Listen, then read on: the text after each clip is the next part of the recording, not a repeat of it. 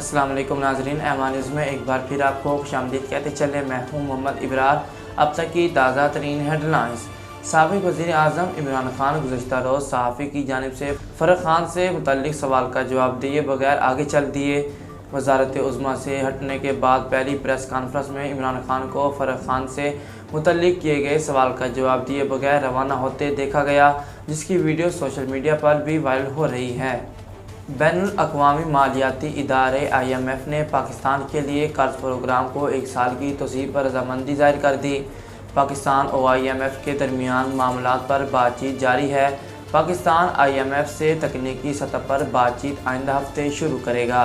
ज़राए के मुताबिक IMF का मुतालबा है कि पाकिस्तान अपनी हालिया दी गई सब्सिडीज़ जल्द से जल्द वापस ले और दिसंबर में तय पाए गए टारगेट में तब्दीली के आदात का जायज़ा लिया। IMF चाहता है कि पाकिस्तान दिसंबर में तयशुदा टारगेट कम से कम इनराफ़ करे। इसके साथ IMF बजट के लिए मजमूई हिकमत अमली पर इत्तफाक चाहता है।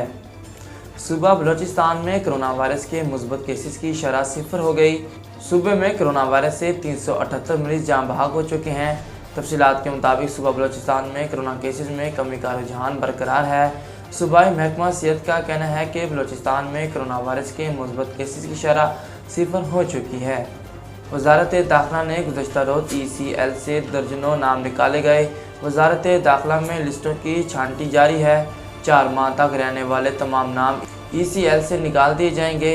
ECL मामले पर opposition leader Sindh assembly Haleem Adil Sheikh ने अपने एक पैगाम में कहा कि गुज़श्ता शब 150 क्रिमिनल्स मोस्ट वांटेड नाम ही ECL से निकाला गया। शहर कायद के इलाके गुलिस्तान जौहर में के इलेक्ट्रिक ऑफिस में एक शहरी को तशद्दुद का निशाना बनाया गया। ऑफिस अमले ने शहरी को ज़बरदस्ती अंदर ले जाकर माफ़ीनामा भी लिखवा लिया। तफसीलात के मुताबिक रमज़ान के मुक़द्दस महीने में भी कराची में एक तरफ बिजली की गैर एलानिया लोड शेडिंग जारी है, दूसरी तरफ शिकायत दर्ज कराना भी जुर्म बना दिया गया है। इस सिलसिले में गुलिस्तान जौहर के एक शहरी बिजली की शिकायत के लिए KE दफ्तर जाना बहुत महंगा पड़ गया। नाजरीन, अब तक के लिए इतना ही। मज़ीद खबरों और तफसीलात के लिए देखते रहिए MR न्यूज़।